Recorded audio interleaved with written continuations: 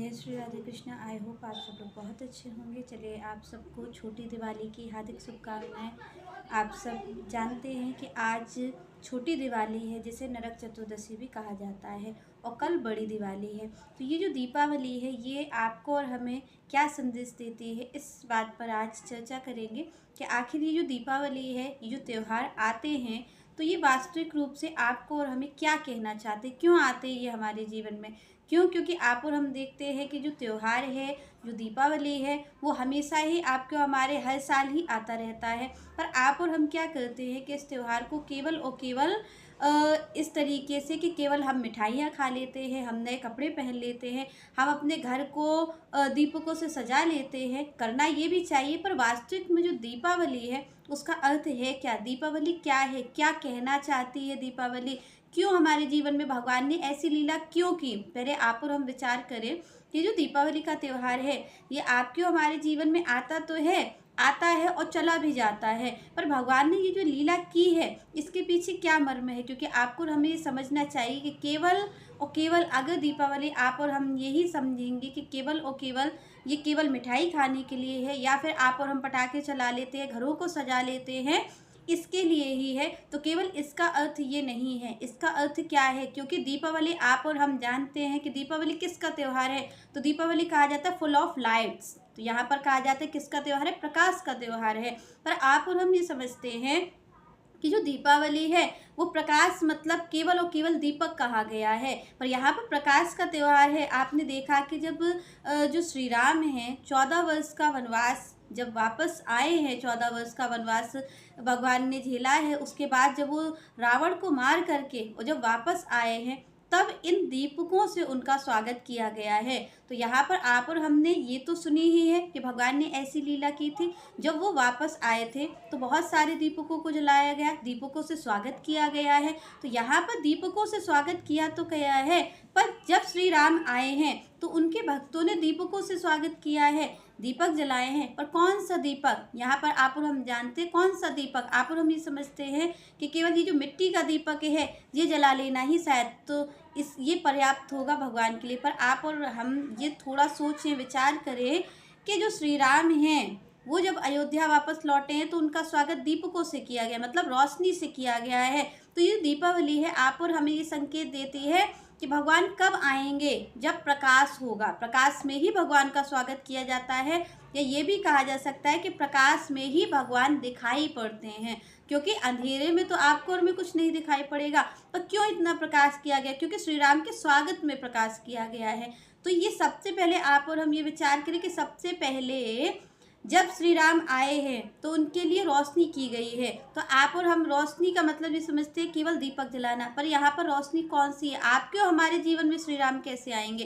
क्योंकि तब तो श्री राम 14 वर्ष का वनवास जब गए थे उसके बाद लौट आए तो उनके भक्तों ने रोशनी की, पर आप और हमारे लिए ये जो भगवान लीला करके गए हैं तो ये संकेत क्या देती है? तो आप और हम सबसे पहले ये देखते हैं कि सबसे पहले क्या आता है? धनतेरस। धनतेरस का त्यौहार आप और हम सब मनाते हैं, क्योंकि ये तो आप देखते हैं कि 5 दिन का त्यौहार होता है। तो सबसे पहले इसमें क्या आती है? धनतेरस आती है। तो धनतेरस का क्या मतलब है?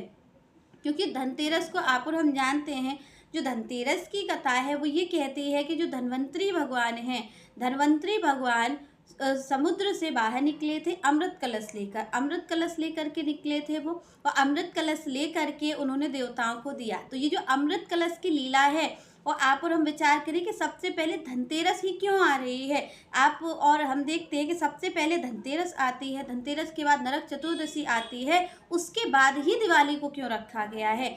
होता तो पहले भी दीपावली हो सकती थी, पर धनतेरस पहले क्यों है? और धनतेरस की क्या कथा कहती है कि जो धन्वंतरी भगवान है, जो स्वयं नारायण ने ही अवतार लिया था धन्वंतरी का, और अमृत कलश लेकर के बाहर निकले हैं। तो ये जो अमृत कलश ही क्या है? मतलब भगवान श्री राम आने से पहले क्या हो रहा है कि पहले धनतेरस है, फिर नरक चतुर्दशी, उसके बाद श्री राम आए हैं। तो यहाँ पर इसका क्या मतलब है कि जो धनतेरस है, जो अमृत कलश लेकर के भगवान निकले हैं, तो यहाँ पर ये लीला क्या कहती है भगवान की कि सबसे पहले आपको और हमें पहले अमृत पीना पड़ेगा और अमृत के बाद फिर नरक चतुर्दशी आती है। तो यहाँ पर आप सबसे पहले देखिए कि यहाँ पर अमृत निकला है। सबसे पहले धनतेरस आई है और धनतेरस में कौन आए हैं? धनवंतरी भगवान आए हैं। तो धनवंतरी भगवान अमृत लेकर के निकले हैं। इसका मतलब क्या है? ये अमृत क्या है? क्योंकि देवताओं को अमृत पिलाया गया है। उसके बाद आगे की लीला हुई है, उसके बाद हमें नरक चतुर्दशी देखने को मिलती है।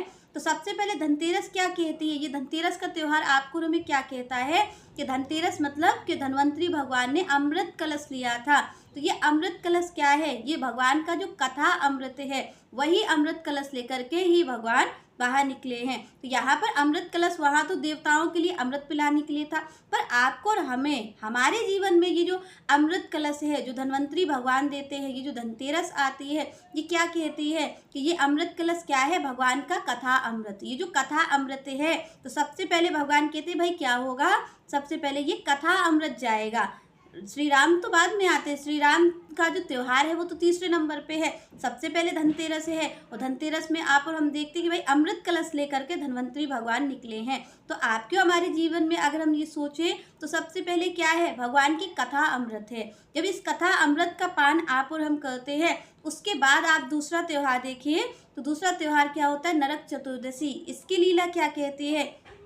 इसकी लीला ये कहती है कि जो नरक चतुर्दशी मनाई जाती है, वो क्यों मनाई जाती है? क्योंकि भगवान श्री कृष्ण ने नरकासुर का वध किया था। पर आप और हम ये विचार करें कि सबसे पहले धनतेरस आई और उसके बाद नरक चतुर्दशी आ रही है, और नरक चतुर्दशी पे क्या हो रहा है कि भगवान श्री कृष्ण नरकासुर का वध करते हैं। तो सबसे पहले आप देख रहे हैं कि अमृत, उसके बाद नरकासुर का वध। उसके बाद इससे क्या समझ में आता है कि यहाँ पर सबसे पहले कथा अमृत मिलेगा और कथा अमृत के बाद क्या होगा? नरकासुर का वध। नरकासुर का वध क्या है? आपकी हमारी जो बुरी कामनाएं हैं, आपकी हमारी जो बुरी प्रवृत्ति है, जो इंद्रियों का, ये जो इंद्रियां हैं, ये भी तो एक दैत्य जैसी ही है। तो कथा अमृत क्या करती है? कथा अमृत नरकासुर का वध जैसे श्री कृष्ण करते हैं, उसी तरीके आप और हम जब कथा का पान करते हैं, जब हम आप और हम कथा अमृत पीते हैं, तो उससे क्या होता है कि उससे जो हमारी कामनाएं हैं उनका वध हो जाता है। उसके बाद आप देखते हैं कि पहले धनतेरस, फिर नरक चतुर्दशी और उसके बाद आती है दीपावली।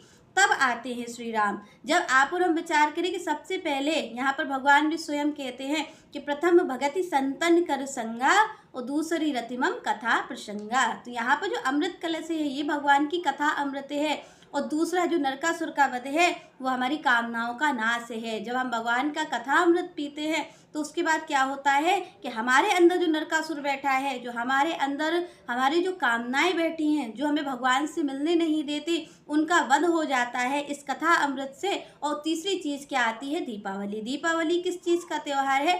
प्रकाश का त्यौहार है। तो ये जो प्रकाश है वो क्या है? ये ज्ञान है। जिस ज्ञान के दीपक में भगवान दिखाई पड़ते हैं, क्योंकि यहाँ पर श्री राम आ रहे हैं। और श्री राम आ रहे हैं, श्री राम कब आए हैं? जब सबसे पहले ये लीला हो गई, उसके बाद नरकासुर का वध होता है, उसके बाद श्री राम आए हैं। तो श्री राम आए कब है? जब इन दो चीज़ों को हो गया है कि पहले आप और हम कथा अमृत का पान करें। कथा अमृत का पान करते करते क्या होगा कि जो हमारी कामनाएं हैं उनका वध हो जाएगा। उसके बाद श्री राम आते, उसके बाद आप और हम क्या मनाते हैं? दीपावली का त्यौहार।